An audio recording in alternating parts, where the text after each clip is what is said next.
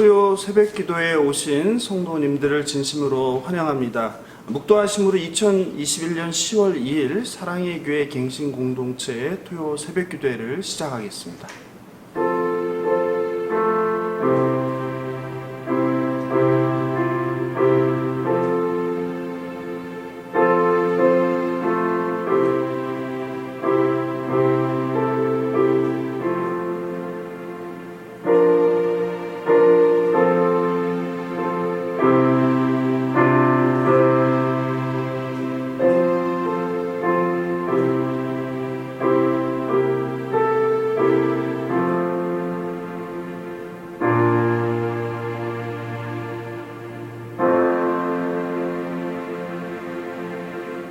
사도신경으로 우리의 신앙을 고백하겠습니다.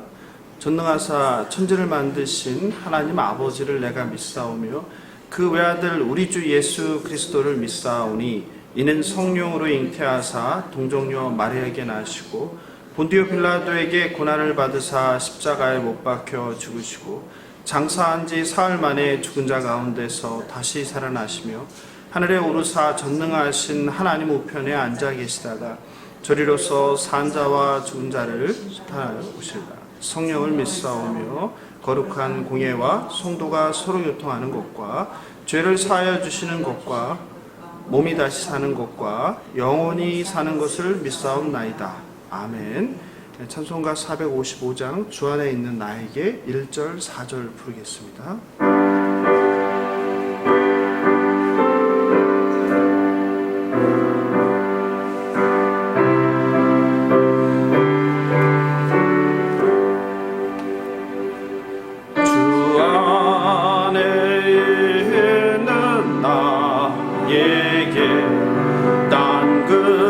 심히 있으랴 십자가 밑에 나가 내 짐을 풀었네 주님을 찬송하면서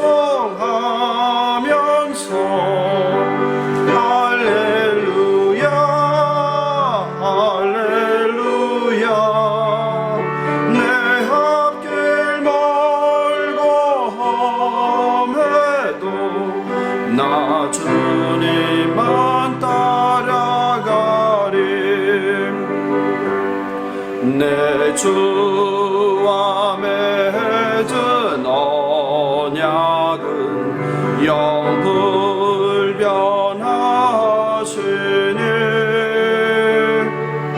그 나라 가기까지는 늘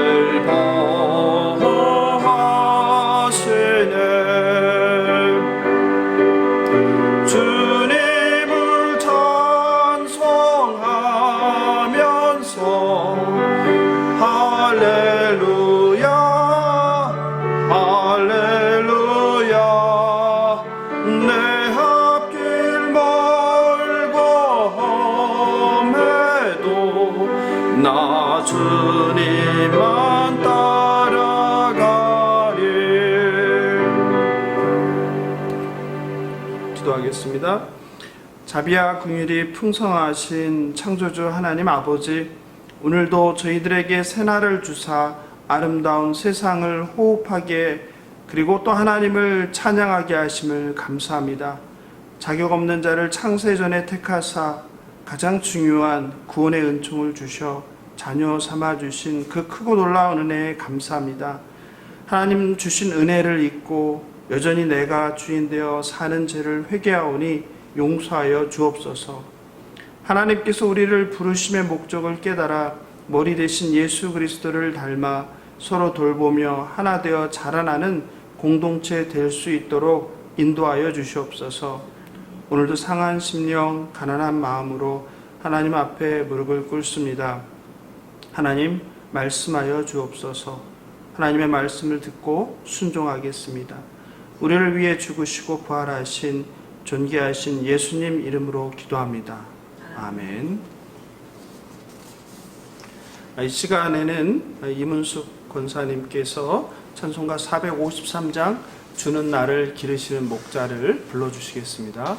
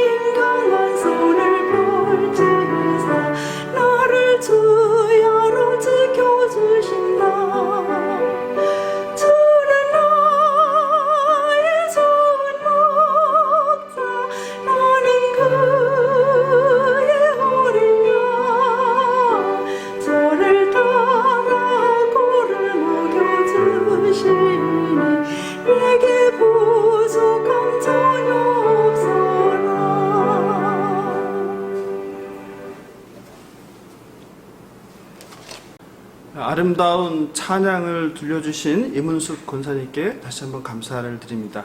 오늘 주실 하나님 말씀을 함께 보겠습니다. 에베소서 1장 22절 23절입니다. 짧으니까 함께 읽도록 하겠습니다. 또 만물을 그의 발 아래에 복종하게 하시고 그를 만물 위에 교회의 머리로 삼으셨느니라.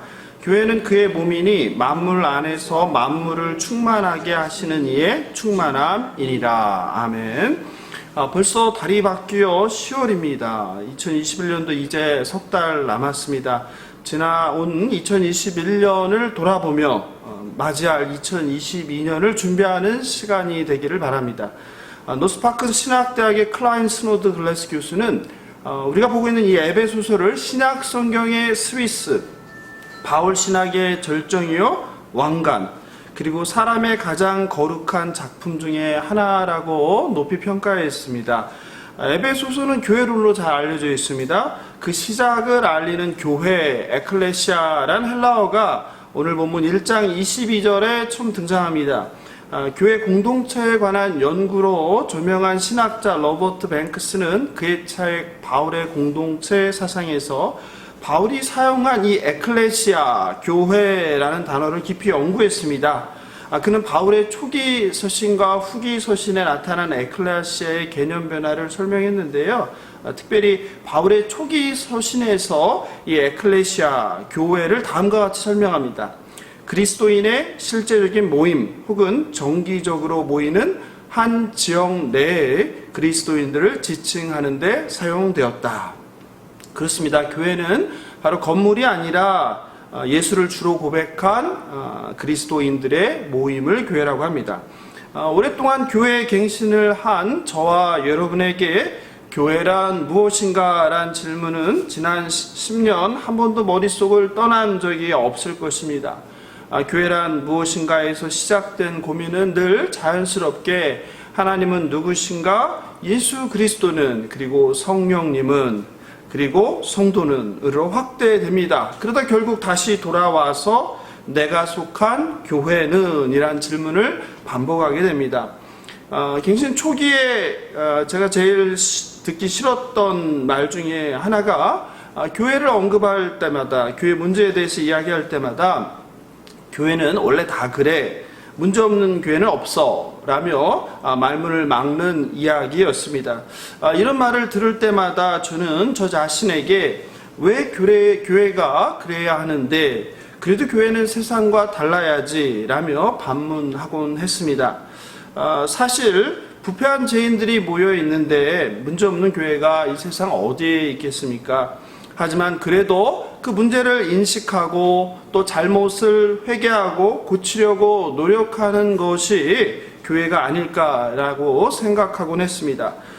그러나 우리가 마주한 현실은 그 문제를 인정하고 개선하려고 노력하기보다 거짓말하는 목사와 교회의 좌절과 실망을 넘어 반복적으로 분노해야 했습니다.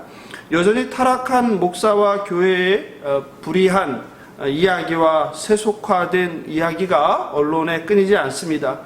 그래서 예수님은 좋지만 교회는 싫다며 실망한 성도들의 교회 탈출이 줄을 잇고 있습니다. 올가을 열린 주요 교단 총회에서도 여지없이 줄어든 성도 수, 문 닫은 주일학교에 암울한 소식이 전해집니다. 2020년 12월 31일 기준으로 집계된 얼마 전 끝난 통합교단 총회 보고를 보면 전체 교인 수가 239만 명이었는데 전년 대비 11만 4천 명인 4.55%가 감소했다고 합니다. 이 수는 교세 통계 집계 이후 가장 큰 폭의 하락이라고 합니다. 물론 코로나의 영향도 컸겠죠. 1년 만에 한국에서 대표적인 통합교단에서 11만 4천 명이 감소했으니 한국 전체로 계산하면 얼마나 많은 성도들이 교회를 이탈했을지 참 마음이 아픕니다. 하지만 많은 성도가 교회는 다 똑같아, 목사도 다 똑같아 라고 기대조차 안 할지라도 아닙니다. 그렇지 않습니다. 그래도 교회가 희망입니다. 다른 교회, 다른 목사, 다른 성도도 있을 것입니다. 교회는 달라야 합니다. 라고 여전히 희망을 말하고 싶습니다. 그런 점에서 에베소서 말씀을 통해 성경이 말하는 교회와 그 교회의 본질에 대해서 살펴보길 원합니다. 바울은 성경에서 교회를 다양하게 비유합니다. 교회는 그리스도의 몸, 그리스도의 편지, 하나님의 집, 하나님의 성전, 그리스도의 신부, 하나님의 소유가 된 백성 등입니다. 바로 오늘 본문에서 첫 번째 예수 그리스도는 만물 위에 교회의 머리라고 합니다. 22절입니다. 또 만물을 그의 발 아래에 복종하게 하시고 그를 만물 위에 교회의 머리로 삼으셨느니라. 만물이 예수의 발 아래 복종합니다. 교회는 만물 위에 있습니다. 그리고 예수님은 만물 위에 교회의 머리 되십니다. 여기서 머리라는 것은 무슨 의미일까요? 머리는 헬라어로 케팔레라고 하는데 종종 통치자, 지도자라는 의미입니다. 구약성경 신명기 28장 13절입니다. 여호와께서는 너를 머리가 되고 꼬리가 되지 않게 하시며, 즉 머리는 지도자, 통치자를 의미합니다. 바울은 골로새서 1장 18절에서 그 머리의 의미가 무엇인지를 좀 더 풀어서 설명합니다. 그는 몸인 교회의 머리시라. 그가 근본이시요 죽은 자들 가운데서 먼저 나신 이시니 이는 친히 만물의 으뜸이 되려 하심이요. 예수님은 몸인 교회의 머리이시며 또 근본이시고 또 만물의 으뜸 되십니다. 실제로 우리 몸에서 가장 중요한 부분을 하나 골라본다면 여러분은 뭐라고 대답하시겠습니까? 아마 머릿속에 있는 뇌라는 대답이 대부분일 것입니다. 머리에 있는 뇌는 신체의 나머지 부분의 신경체계를 연결하여 지시합니다. 온몸은 머리에 연결되고 힘줄로 연결되어 혈관으로 피를 공급하고 그리고 신경으로 연결돼 지시하고 지시를 받습니다. 예수가 만물 위의 교회의 머리라는 것은 예수님이 교회는 물론이고 모든 피조세계의 통치자이심을 의미합니다. 22절을 새 번역으로 한번 제가 읽어드리겠습니다. 모든 정권과 권세와 능력과 주권 위에 그리고 이 세상뿐만 아니라 오는 세상에서 일컬을 모든 이름 위에 뛰어나게 하셨습니다. 예수님이 교회의 머리라는 것은 통치자 이외에 또 다른 의미가 있는데요. 그것은 자라남입니다. 에베소서 4장 15절 16절을 같이 한번 읽어보겠습니다. 오직 사랑 안에서 참된 것을 하여 범사에 그에게까지 자랄지라. 그는 머리니 곧 그리스도라. 그에게서 온몸이 각 마디를 통하여 도움을 받음으로 연결되고 결합되어 각 지체의 분량대로 역사하여 그 몸을 자라게 하며 사랑 안에서 스스로 세우느니라. 아멘. 머리인 예수 그리스도에 연결된 각 지체가 서로 역사하여 자라납니다. 골로새서 2장 19절입니다. 머리를 붙들지 아니하는지라 온몸이 머리로 말미암아 마디와 힘줄로 공급함을 받고 연합하여 하나님이 자라게 하심으로 자라느니라. 아멘. 즉 교회의 지체들은 예수 그리스도 안에서 한 몸으로 부름을 받은 유기적으로 연결된 존재라는 의미입니다. 몸의 각 지체들은 서로 다르지만 머리의 지시에 따라 각자 주어진 역할을 하며 서로 돕고 서로 자라납니다. 성경은 몸인 저와 여러분이 머리이신 그에게까지 자라나고 자라나게 하시는 분은 다름 아닌 우리 자신이 아니라 하나님이라고 말씀하십니다. 머리 대신 예수 그리스도에게 연결되어 통치를 받아 각 지체의 분량대로 역할을 하며 자라나 세워지는 저와 여러분 되길 예수님의 이름으로 축원합니다. 둘째, 바울은 교회는 그리스도의 몸이라고 이야기합니다. 23절에서 교회는 그의 몸이라고 합니다. 교회는 그리스도의 몸입니다. 바울은 성경에서 그리스도를 몸에 잘 비유합니다. 로마서 12장 5절입니다. 이와 같이 우리 많은 사람이 그리스도 안에서 한 몸이 되어 서로 지체가 되었느니라. 저와 여러분을 그리스도의 몸이요 각 지체의 부분이라고도 설명합니다. 고린도전서 12장 27절입니다. 너희는 그리스도의 몸이요 지체의 각 부분이라. 교회가 그리스도의 몸이라는 것은 교회와 그리스도가 분리될 수 없는 생명을 가진 유기체라는 것을 의미합니다.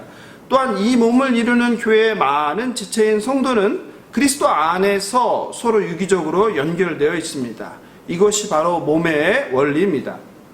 하지만 안타깝게도 우리가 마주하는 현실 교회에서는 각 지체들이 서로 연합하고 유기적으로 각자의 역할을 하지 못하는 경우가 많습니다. 그래서 다툼과 싸움이 끊이지 않습니다. 오해와 파벌도 형성됩니다. 서로 자기의 역할만 중요하다고 생각하고 말합니다. 나는 이것을 하는데 너는 왜 못하느냐고 비난합니다. 아니 아무것도 하지 않는다고 비난하기도 합니다. 또 순전한 마음으로 시작했다가 아무도 알아주지 않으면 스스로 지쳐 서운해하기도 합니다. 인간은 부패하고 자기 중심적인 본질상 진노의 자녀입니다. 그래서 서로 다름을 존중하고 배우기보다 비난하고 그리고 헐뜯기 바쁩니다. 미국의 성경학자 클라인 스노드그라스는 에베소서의 교회와 우리가 속한 현실 교회의 차이를 다음과 같이 설명합니다. 에베소서가 묘사하는 교회와 현실 교회는 모습이 너무 다릅니다. 현실의 교회는 변화시키며 하나 되게 하시는 하나님의 능력보다는 인간의 타락한 모습을 더 많이 보여줍니다. 하지만 타락한 인간의 본성을 넘어서서 하나 되려고 노력하는 교회도 있습니다. 미국의 작지만 영향력이 큰 교회로 유명한 세이비어 교회가 바로 그 교회입니다. 그 교회의 이야기를 잠깐 읽어드리겠습니다. 우리는 서로 다르다. 인종도 다르고 문화도 다르다. 어떤 사람은 가진 것이 많고 어떤 사람은 그렇지 못하다. 우리는 서로 다른 삶의 기회들을 붙잡고 있다. 어떤 면에서 우리는 서로를 이해하거나 신뢰하기 어려운 부분이 있다. 그렇지만 우리는 하나님께서 하나가 되도록 부르신 한 가족이다. 그렇습니다. 세이비어 교회는 서로 다름을 인정하고 서로 하나가 되도록 부르신 하나님의 명령, 한 가족이라는 것을 강조하고 교회를 이루어가고 있습니다. 서로 다르다는 것은 어쩌면 당연한 것이고 그 다름이 바로 교회가 한 몸이 되는 출발점이라는 것을 기억하시면 좋겠습니다. 바울도 고린도전서 12장 21절에서 서로 다른 지체가 얼마나 중요한지를 설명합니다. 함께 읽어보겠습니다. 눈이 손더러 내가 너를 쓸데없다 하거나 또한 머리가 발더러 내가 너를 쓸데없다 하지 못하리라. 그뿐 아니라 더 약하게 보이는 몸의 지체가 도리어 요긴하고. 그렇습니다. 도리어 약하게 보이는 아무 쓸모없는 아무것도 안 하는 것처럼 보이는 그 몸의 지체가 더 중요할 수 있다고 바울은 이야기합니다. 성도 여러분, 혹시 나는 내 기준으로 공동체의 누군가의 은사와 그의 존재를 폄하하고 비난하고 있지는 않은지 돌아보시길 바랍니다. 몸의 또 다른 특징은 서로 돌보며 함께 아파하고 함께 기뻐하는 것입니다. 고린도전서 12장 25절 26절입니다. 몸 가운데서 분쟁이 없고 오직 여러 지체가 서로 같이 돌보게 하셨느니라. 만일 한 지체가 고통을 받으면 모든 지체가 함께 고통을 받고 한 지체가 영광을 얻으면 모든 지체가 함께 즐거워하느니라. 아멘. 유기적으로 연결된 공동체는 함께 아파하고 함께 기뻐하며 서로 돌본다는 것을 기억하시기 바랍니다. 몸의 또 다른 특징은 예수 안에서 함께 자라나는 것입니다. 몸 안에서 지체들은 높고 낮음이 없습니다. 서로 협력하고 돌보며 하나가 됩니다. 몸의 중요한 특징은 머리의 지시를 받습니다. 몸의 각 지체는 서로 다르지만 서로 주어진 역할을 하며 다른 지체들 섬기며 하나가 됩니다. 몸은 함께 기뻐하고 함께 슬퍼합니다. 함께 아파합니다. 그리고 몸은 함께 자라납니다. 바라옵기는 갱신 공동체의 서로 다른 지체들, 저와 여러분이 팔과 다리로 혹은 눈과 장기로 각자 받은 은사대로 기능, 역할을 하며 서로 돌보며 함께 기뻐하고 함께 아파하는 하나님의 하나의 몸이 되길 예수님의 이름으로 축원합니다. 셋째, 교회는 만물 안에 충만입니다.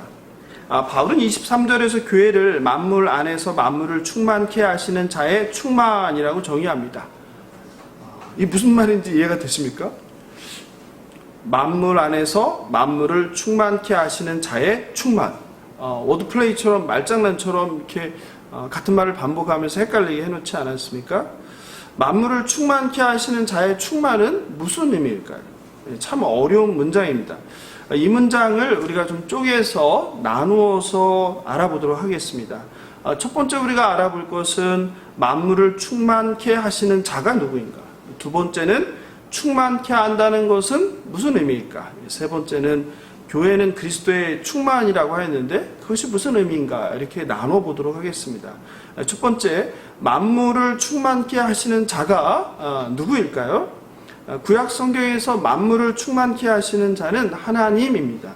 예레미야서 23장 24절입니다. 여호와의 말씀이니라. 사람이 내게 보이지 아니하려고 누가 자신을 은밀한 곳에 숨길 수 있겠느냐. 여호와가 말하노라. 나는 천지에 충만하지 아니하냐. 여호와 하나님께서 천지에 충만하다고 하십니다. 신약성경 에베소서 4장 10절은 예수가 만물을 충만케 하시는 분이라고 설명합니다. 내리셨던 그가 곧 모든 하늘 위에 오르신 자니 이는 만물을 충만하게 하려 하심이라. 하나님께서 죽은 자 가운데서 그리스도를 살리시고 그를 통하여서 만물을 충만케 하는 사역을 맡기셨다고 10절은 이야기합니다. 그러므로 예수 그리스도가 바로 만물 안에서 만물을 충만케 하시는 자입니다. 이제 두 번째 질문입니다. 만물을 충만케 한다는 무슨 의미일까요? 구약 성경에서 충만케 한다는 하나님의 영광과 능력이 임재한다는 것을 뜻합니다. 고려신학대학원 길성남 교수는 만물을 충만케 한다는 것은 하나님께서 만물 위에 계시고 만물을 관통하시며 만물 안에 계시며 만물을 통치하며 돌보신다는 것을 뜻한다고 설명했습니다. 네덜란드의 신학자 관 루는 만물을 충만케 하는 것은 만물을 통일한다는 것을 뜻한다라고 설명했습니다. 충만케 한다는 것은 파괴된 피조세계의 회복을 의미합니다. 아담의 죄로 깨어진 하나님과 인간의 관계, 인간과 인간의 관계, 인간과 자연, 피조세계의 관계, 이렇게 죄로 어그러진 관계와 파괴된 생태계가 종말론적 회복을 하는 것을 뜻합니다. 그러므로 예수가 만물을 충만케 하시는 분이시며 그분은 피조세계의 온 우주를 통치하시며 하나님의 영광과 거룩이 가득하게 되는 것이 바로 충만을 의미합니다. 그럼 이제 마지막으로 세 번째, 교회는 그리스도의 충만이라는 것은 무슨 의미일까요? 바울은 23절에서 교회는 만물을 충만케 하시는 자의 충만이라고 하였습니다. 다시 말해서 교회는 그리스도의 충만입니다. 그렇다면 여기서 다시 우리가 생각할 중요한 것이 있습니다. 충만이란 의미가 헬라어로 플레로마라는 단어인데 이것을 능동적으로 해석할 것인가 아니면 수동적으로 해석할 것인가입니다. 이게 중요한 것이 의미가 어떻게 우리가 해석하느냐에 따라서 완전히 다른 뜻이 되어버리기 때문입니다. 능동으로 해석하면 어떻게 되나요? 교회가 그리스도를 충만하게 한다입니다. 반대로 수동으로 해석하면 교회는 그리스도에 의해서 충만하게 된다입니다. 성도 여러분, 여러분은 어떻게 생각하시나요? 본문이 이야기하는 그 충만이란 말이 교회가 충만하게 한다는 것이 교회가 그리스도를 충만하게 한다는 뜻인가요? 아니면 그리스도가 교회를 충만하게 한다는 뜻일까요?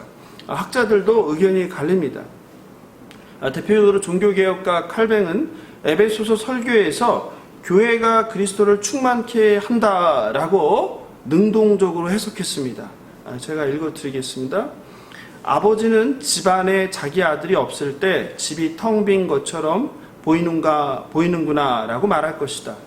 또 남편은 자기 아내가 함께 있지 않을 때 나는 반쪽짜리 인간처럼 보인다 라고 말할 것이다. 마찬가지로 하나님은 우리를 당신에게 모으시지 않고는 또 우리를 모두 당신과 하나 되게 하지 않고는 자신을 충만하고 완전하다고 생각하지 않는다라고 말씀하십니다. 이것이 사도 바울이 교회를 하나님과 예수 그리스도의 충만이라고 말한 의미입니다. 이렇게 본문을 해석했습니다. 성도 여러분 어떻습니까? 교회가 그리스도를 충만케 한다는 이런 능동적 해석에 대해서 동의하십니까? 칼뱅이 말하려는 의미는 이해하지만 이것은 하나님에 대한 오해입니다. 하나님은 어떤 분이십니까? 하나님은 충만 그 자체이십니다. 하나님은 완전하신 분이기에 다른 것으로 충만해질 이유가 없습니다. 또한 문맥상 살펴봐도 그리스도가 만물의 머리라는 것을 생각할 때 이것은 좀 부족한 설명입니다. 만물을 충만케 하시는 그리스도가 교회에 의해서 충만하게 될 이유가 없습니다. 이런 점에서 저는 개인적으로 본문을 수동적으로 해석하는 것에 동의합니다. 교회가 그리스도에 의해 충만케 된다. 즉 그리스도가 교회를 충만하게 합니다. 골로새서 1장 19절입니다. 아버지께서는 모든 충만으로 예수 안에 거하게 하시고 그리스도는 교회가 아니라 하나님으로만 충만케 됩니다. 그러므로 교회는 예수 안에 거하시는 하나님의 모든 충만으로 충만해지는 곳입니다. 구약 성경에서 하나님은 성막이나 성전 안에 영광으로 충만하셨습니다. 학개서 2장 7절입니다. 또한 모든 나라를 진동시킬 것이며 모든 나라의 보배가 이르리니 내가 이 성전의 영광이 충만하게 하리라. 만군의 여호와의 말이니라. 신약 성경에서 사도 바울은 교회를 가리켜 하나님의 성전이라고 했습니다. 에베소서 2장 21절 22절이죠. 함께 읽어볼까요? 그의 안에서 건물마다 서로 연결하여 주 안에서 성전이 되어가고 너희도 성령 안에서 하나님이 거하실 처소가 되기 위하여 그리스도 예수 안에서 함께 지어져 가느니라. 특별히 오순절 성령은 성도들을 충만케 했죠. 하나님의 영 성령은 교회를 충만케 합니다. 그리스도의 영으로 충만케 된 교회는 하나님의 통치를 받습니다. 하나님의 통치를 받는 교회는 성령 충만함으로 남녀, 노소, 빈부, 기천, 인종을 뛰어넘어 하나가 됩니다. 그럼 반대는 어떨까요? 하나님의 통치를 받지 못하면 교회 안에 갈등과 분쟁, 시기와 질투로 평안과 기쁨을 잃어버립니다. 그리스도 안에 하나님의 충만함이 사라졌기 때문입니다. 사람들은 각자 주인이 되어서 자기 소견에 옳은 대로 자신이 옳다고 말하고 행동합니다. 성령님의 세미한 음성이 들리지 않습니다. 성령님께서 역사하실 여지가 없습니다. 바라옵기는 갱신 공동체가 만물 안에 충만케 하시는 그리스도로 충만하길 원합니다.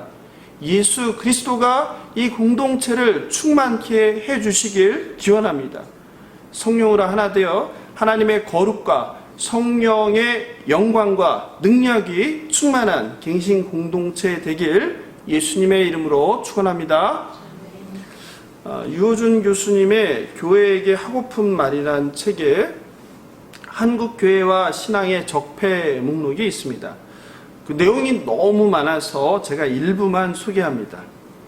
자기 중심적 신앙, 교회 내에서의 유교적 관료주의, 사회적 이슈에 대한 외면, 교단 내의 소모적 주도권 싸움, 제왕적 권위주의, 교단 정치인들의 패거리 문화, 삶과 신앙의 이원론적 사고, 일상신앙에 대한 무관심, 물신 숭배의 저변 확대, 자기 의로 가득한 의로운 늑대 원리주의자들, 기복적 신앙 형태, 영혼 없는 예배, 실천적 신앙인의 희소성, 대형 교회의 목회 세습과 천민 자본주의, 공교회성의 약화와 공동체성의 몰락, 졸부들에 의한 신학교 설립과 운영, 목회자의 위선과 헐의 허식, 값싼 은혜, 구원의 개인화. 교수님께서 책에서 언급하신 한국교회 문제들을 제가 많이 줄였는데도 이렇게 많습니다. 이 정도면 한국교회는 거의 구제불능이 아닙니까? 어디서 손을 대서 무엇부터 고쳐야 할지 막막한 상황입니다. 유 교수님은 이렇게 많은 한국교회 신앙 적폐 목록을 정리하면서 한마디로 종합하면 한국교회 전반에 특별히 지도자들 사이에 실천적 무신론자들이 득세한다고 지적합니다. 말이 좀 어려운데요. 실천적 무신론자란 입으로는 하나님이 있다고 말하면서 실제로는 하나님이 없는 것처럼 말하고 행동하는 것을 말한다고 설명합니다. 무슨 말입니까? 우리가 지난달에 다뤘던 야고보서의 말씀대로 행함이 없는 죽은 믿음을 의미합니다. 참된 믿음이 아닐 가능성이 높다는 뜻입니다. 지난 주일 마당기도에 설교하신 기독연구원 느헤미야의 김동춘 교수는 오늘날 한국교회가 직면한 많은 문제를 세속화란 관점에서 풀어서 설명했습니다. 좀 더 설명하면 자칭 그리스도인들조차 살아계신 하나님의 존재를 인식하지 않는 시대를 살아간다는 뜻입니다. 즉 세속화가 많은 다양한 교회 문제의 근원이라는 설명입니다. 서로 다른 것 같지만 이런 맥락에서 교회의 세속화가 원인이라는 것과 실천적 무신론자가 원인이라는 것은 어떤 면에서 같은 맥락의 진단이라고 생각합니다. 실천적 무신론자 혹은 교회의 세속화란 개념으로 설명했지만 한마디로 죽은 믿음입니다. 참된 믿음이 아니라는 뜻입니다. 그런 점에서 한국교회 회복, 한국교회 성도들의 신앙의 회복은 결국 예수 그리스도에 대한 참된 믿음의 회복이 그 길이라고 저는 생각합니다. 말씀을 마무리합니다. 전도자 루이스 팔라우는 교회의 본질을 흙냄새로 비유했습니다. 교회는 거름과 같다. 거름은 쌓아두면 온 동네에 악취를 풍기지만 골고루 잘 주면 세상을 풍요롭게 한다. 그렇습니다. 머리에 연결된 팔이 다리를 비난하거나 입이 눈을 서로 다르다고, 다른 일을 한다고 비난하는 것은 참으로 어리석은 일입니다. 거름이 쌓여 악취를 풍기는 일입니다. 하나님께서 저와 여러분을 다른 모양, 다른 성격, 다른 기질, 다른 능력, 다른 은사, 다른 역할을 하도록 지으셨습니다. 같은 일을 함이 아닌 서로 다른 받은 은사대로 다른 일로 섬기는 것이 오히려 정상입니다. 중요한 것은 다른 역할로 하나의 몸이 되어 서로를 돌보며 서로의 유익이 되며 자라나는 것입니다. 이것이 바로 사도 바울이 이야기하는 예수 그리스도와 연합된 한몸된 교회입니다. 성경은 만물을 충만케 하시는 그리스도가 교회를 충만케 하사 분열과 갈등을 끝내고 성령으로 하나가 되게 회복시킨다고 약속하셨습니다. 거룩한 그리스도로 충만한 교회는 얼마나 아름답고 영광스럽겠습니까? 저와 여러분이 그런 하나님의 임재가 충만한 교회의 구성원이 되는 것은 얼마나 감사하고 기쁜 일이겠습니까? 그런데 다름 아닌 과거 사랑의 교회가 그런 교회였습니다. 그래서 저와 여러분은 그 아름답고 영광스러운 사랑의 교회의 본질을 회복하기 위해서 8년을 교회 갱신을 위해 싸우며 기도했습니다. 바라옵기는 갱신 공동체가 그런 거룩하고 영광스러운 교회로 회복되길 원합니다. 주안에 사랑하는 갱신 공동체 성도 여러분, 예수 그리스도가 교회의 몸입니다. 저와 여러분도 역시 교회의 몸입니다. 그리스도는 만물 위에 교회의 머리 되십니다. 만물을 충만케 하시는 그리스도는 교회를 충만하게 하십니다. 예수께서 갱신 공동체의 머리가 되시길 원합니다. 저와 여러분이 받은 은사대로 서로 돌보며 자라나 세워지고 그리스도 안에서 서로 성령으로 연합하여 함께 기뻐하고 함께 아파하며 하나님의 그 영광의 충만을 누리는 복된 신앙생활을 하게 되길 예수님의 이름으로 축원합니다. 기도하겠습니다. 오늘 말씀 생각하면서 함께 기도하면 좋겠습니다. 예수께서 머리 대신 거룩하고 영광스러운 교회를 회복하게 하소서. 만물을 충만케 하시는 자의 충만함으로 갱신 공동체를 충만케 하여 하나님의 영광과 거룩과 능력이 가득하게 하소서. 공동체 각 사람이 유기적으로 그리스도의 몸을 이루고 받은 은사에 따라 역할을 하며 서로 돌보고 세상을 섬기며 하나로 자라나게 하소서. 함께 기도하겠습니다. 하나님 아버지 감사합니다. 그렇습니다. 하나님 아버지 갱신 공동체를 불쌍히 여겨주시옵소서. 하나님 교회의 머리는 예수 그리스도입니다. 아버지 교회는 그리스도의 몸입니다. 하나님 아버지 몸된 우리가 서로 직체로 연결되어서 서로 배우고 서로 돌보며 서로 함께 기뻐하고 서로 아파하며 서로 자라나게 하여 주시옵소서. 아버지 공동체를 불쌍히 여겨주셔서 아버지 그 영광의 교회, 아름다운 교회, 거룩했던 그 교회를 회복하게 하여 주시옵소서. 하나님 참 긴 시간이 지났습니다. 더 이상 아버지 좌고우면하지 않고 그 영광의 교회로, 거룩한 교회로 발걸음을 딛게 하여 주시옵소서. 그래서 주님께 기쁨과 영광을 돌리게 하시고 아버지 믿지 않는 자들에게 복음을 전하고 아버지 새로운 생명을 잉태하는 그리고 연약한 지체를 서로 돌보고 아버지 서로 나누고 서로 기뻐하는 아름다운 건강한 교회를 이룰 수 있도록 축복하여 주시옵소서.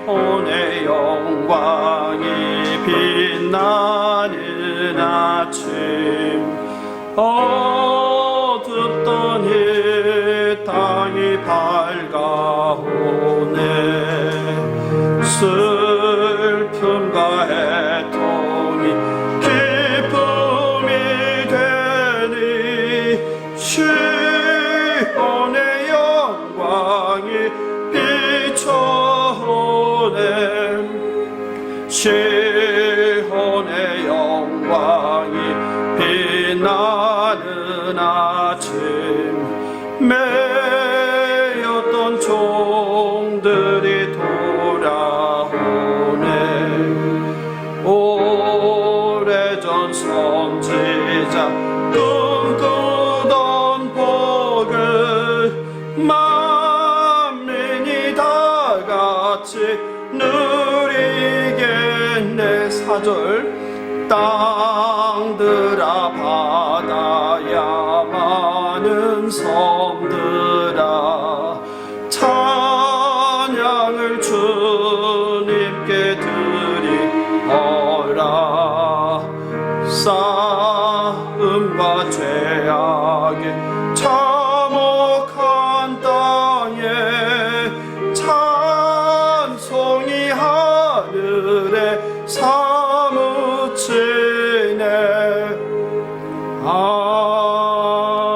아멘. 계속 기도하실 때요 이번 오늘 특별히 기도 제목 있는데요 이번 기도 제목 같이 보시고 기도하면 좋겠습니다.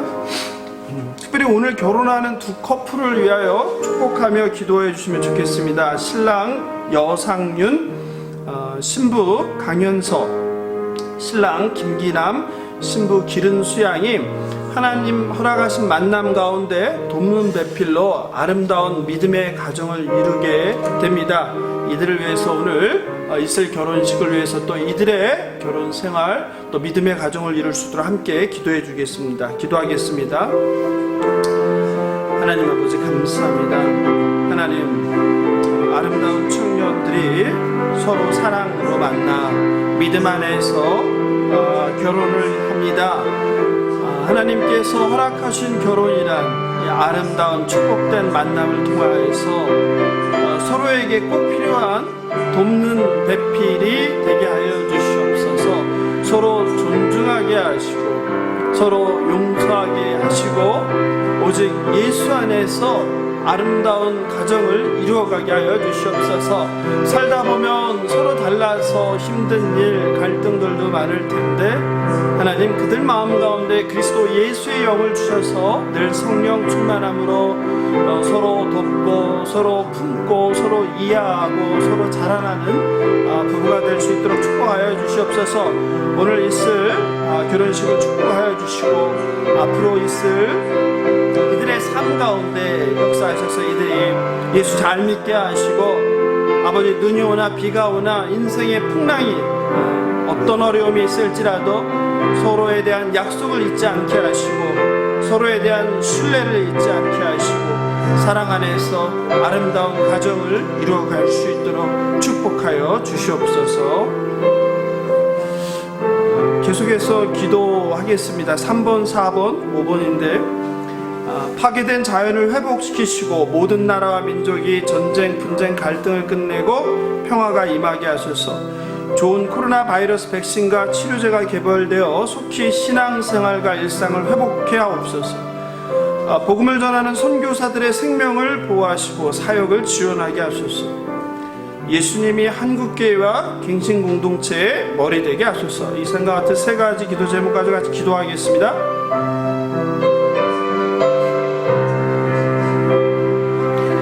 하나님 아버지, 그렇습니다. 하나님께서 참으로 아름다운 세상을 만드셨습니다.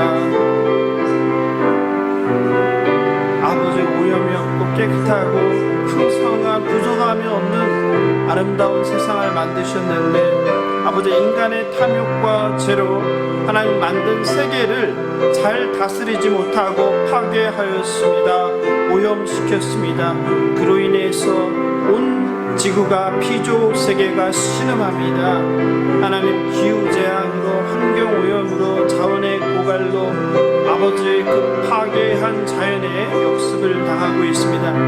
하나님 아버지, 우리 인간이 하나님 만드신 이 지구를 잘 보존하게 하여 주시옵소서. 환경을 소중하게 여기시게 하시고, 이 자연과 환경이 나의 소유가 아니라 하나님 창조하신 하나님의 것임을 고백하고, 아버지, 환경을 보존하고 잘 가꾸고 하나님 명령대로 피조세계를 잘 다스리게 하여 주시옵소서. 하나님, 모든 나라 모든 민족이 전쟁, 분쟁, 갈등으로 다투고 싸우고 서로 죽이고 있습니다. 하나님, 지구상에서 아버지 탐욕과 아버지 욕망을, 싸움과 전쟁과 분쟁이 끝내게 하여 주시옵소서. 평화가 이 땅 가운데 임하게 하여 주시옵소서. 아버지, 특별히 예수 그리스도를 믿지 않는 나라 가운데, 민족 가운데 아버지 그리스도의 복을 허락하여 주셔서 예수 그리스도의 복음이 전해지게 하시고, 어둠에 쌓인 민족과 나라가 예수 그리스도를 알게 하여 주시옵소서. 하나님, 그 일 가운데 선교사를 보내셨사오니 선교사들을 보호하여 주셔서 그들의 건강과 생명을 지켜주시고 그들의 사역과 동행하여 주시옵소서.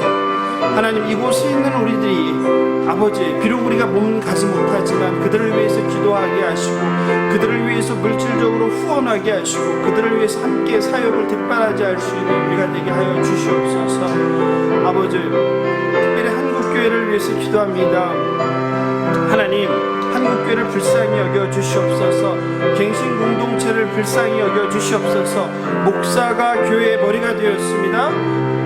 아버지, 장로가 또는 세상의 유력자가 교회의 머리가 되었습니다. 하나님, 한국교회의 머리가 아버지 예수 그리스도로 회복되게 하여 주시옵소서. 한국교회가 세속화로 아버지 골머리를 앓고 있습니다. 심지어는 사유화해서 자녀에게 세습을 한다고 합니다. 하나님, 참된 믿음을 허락하여 주셔서 아버지 만몬으로부터 해방되는 한국교회가 되게 하여 주시옵소서. 예수 그리스도의 십자가의 죽으심의 의미가 무엇인지 알게 하시고, 우리도 언젠가 다 하나님 앞에 서서 하나님의 심판을 받게 됨을 늘 기억하게 하여 주시옵소서. 천국에 없는 듯 살아가는 자들, 저주의 아들 되지 않게 하여 주시고, 영원한 나라를 꿈꾸며 소망하며 살아가는 한국교회의 성도들 되게 하여 주시옵소서.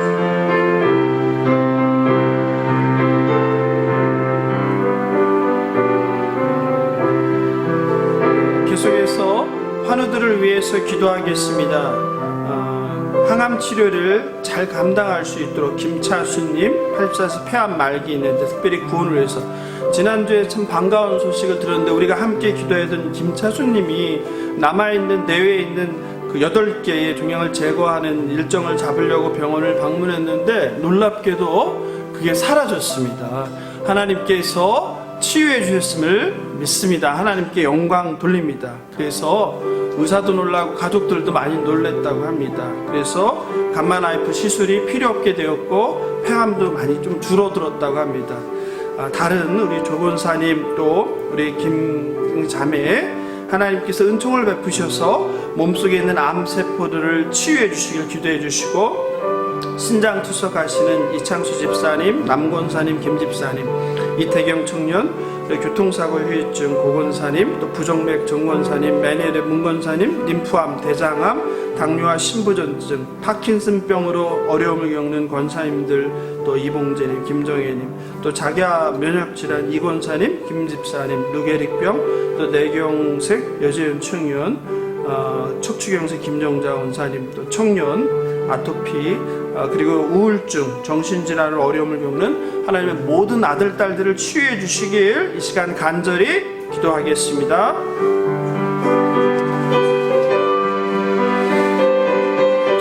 말라. 내가 너와 함께함이라. 놀라지 말라. 나는 내 하나님이 됨이라.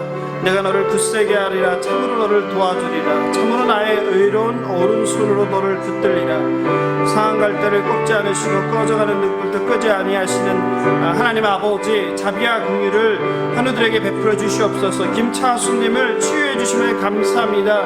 하나님, 의사도 깜짝 놀랄 정도로 내 배에 있던 암세포가 줄어들었습니다. 하나님, 항암 치료에 좋은 결과가 있도록 기적을 베풀어 주심에 감사합니다.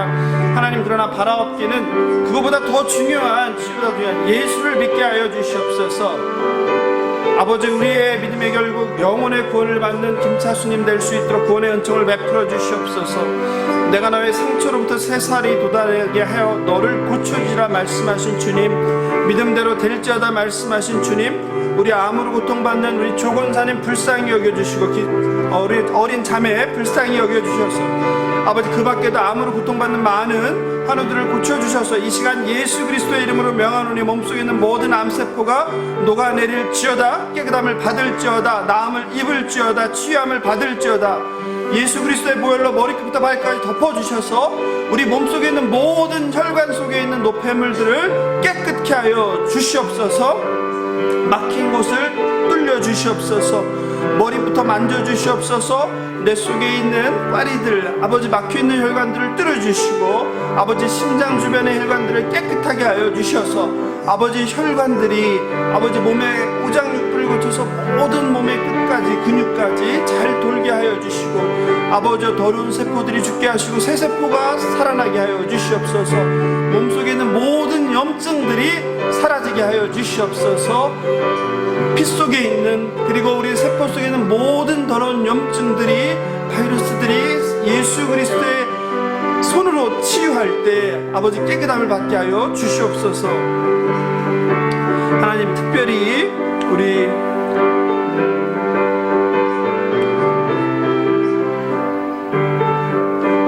정신 어려움으로 우울증을 겪는 분들이 있습니다.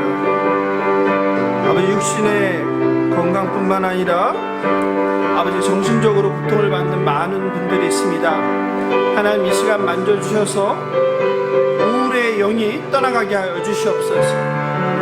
우울해하지 않게 하여 주시고, 절망감에 사로잡히지 않게 하여 주시고, 부정적인 생각에 사로잡히지 않게 하여 주시고, 그리스도의 영이 자주하셔서 그 마음 가운데 어둠의 영이 떠나가게 하여 주시옵소서.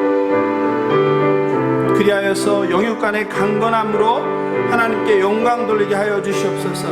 특별히 환우들 가운데, 가족들 가운데 믿지 않는 자들이 있습니다. 주님, 이 인생의 고난을 통하여 환우와 가족들이 참으로 힘든 시간들을 보내고 있습니다.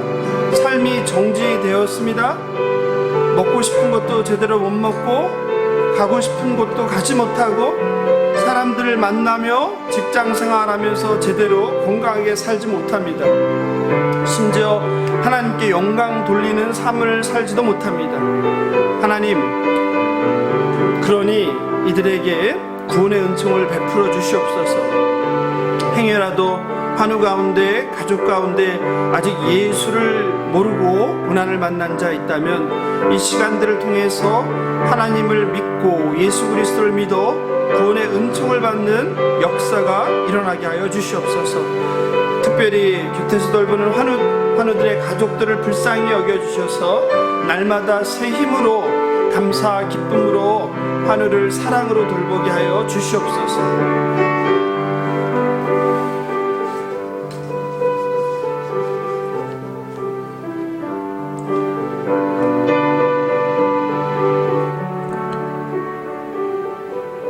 노하기를 더디하시며 자비가 많으신 창조주 하나님 아버지, 하나님께서 창세전에 그리스도 안에서 우리를 택하시고 예수 안에서 하늘에 속한 신령한 복을 주심에 감사합니다.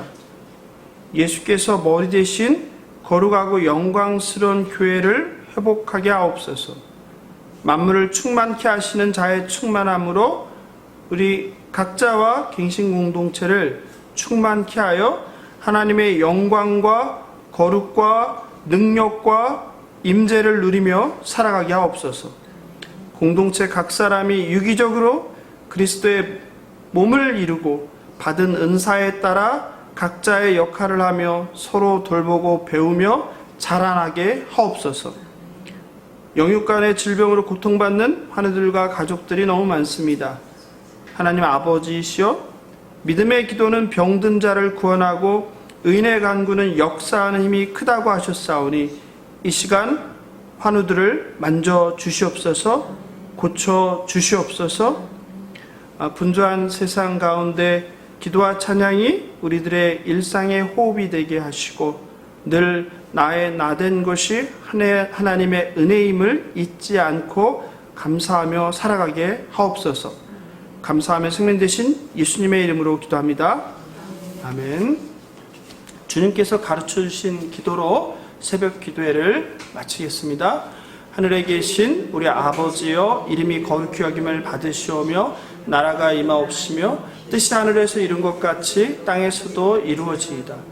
오늘날 우리에게 일용할 양식을 주옵시고 우리가 우리에게 죄 지은 자를 사하여 준 것 같이 우리 죄를 사하여 주옵시고 우리를 시험에 들게 하지 마옵시고 다만 악에서 구하옵소서. 대개 나라와 권세와 영광이 아버지께 영원히 싸움나이다. 아멘.